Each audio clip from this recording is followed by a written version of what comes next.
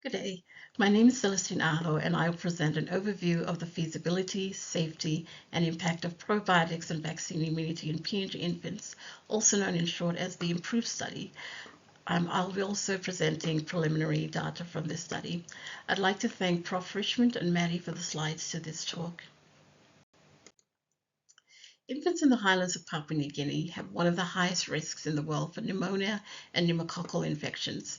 Before the age of 3 months, 1 out of every 3 infants experience an acute lower respiratory infection, and 14 out of 100 are hospitalized for moderate or severe acute lower respiratory infections, despite pneumococcal conjugate vaccine 13 vaccination.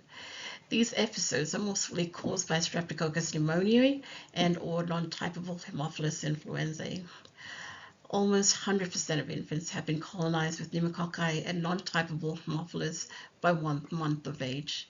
Pneumococcal carriage persists into adulthood. There is a need for safe and simple intervention. A large community-based study in India showed that 7 days of probiotic supplementation starting on day 2 to 4 of life resulted in significantly reduced early life infections, including neonatal sepsis, diarrhea, and lower respiratory tract infections. These intriguing results suggest that effects of probiotics go beyond colonization of the gastrointestinal tract, possibly through to regulatory effects on the infant's systemic immune system. Probiotic supplementation has not been studied in PNG and currently not used in PNG infants, but if the findings from the Indian infants holds true, probiotics can be a safe, simple, and affordable intervention to prevent serious infections and deaths in PNG infants. To test this hypothesis, the IMPROVE pilot study is a safety and feasibility double-blind and randomized controlled trial of probiotic supplementation in PNG newborns.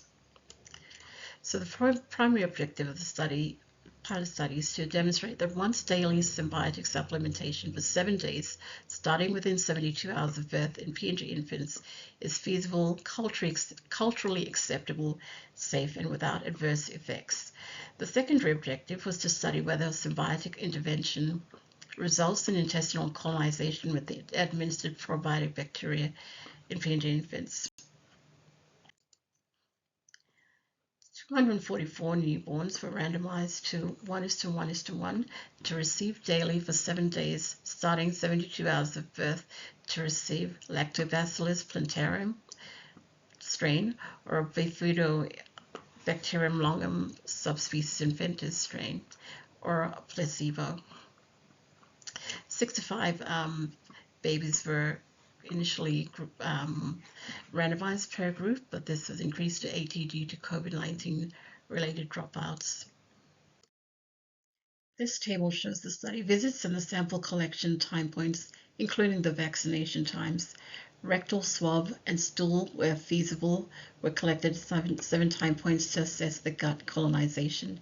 Detection of the probiotic strain at the different time points was done using PCR by a PNG master student. Nasopharyngeal swabs were collected at 3 time points and are being cultured in the Goroka lab to look at respiratory bacterial colonization and especially Streptococcus pneumoniae.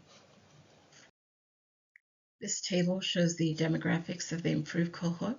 So all groups were demographically similar.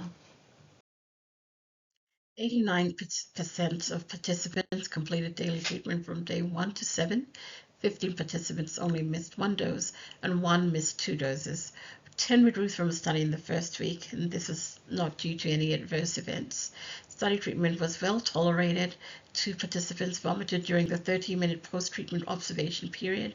The dose was repeated 1 hour later as per study protocol, and no further vomiting was recorded for either participant. No signs nor symptoms of severe infection were recorded during the treatment period. Other morbidity symptoms were recorded for 7 participants. The rates of infections were similar in all groups. This slide shows work from Tilda's master's project, showing the intestinal colonization with probiotic strains.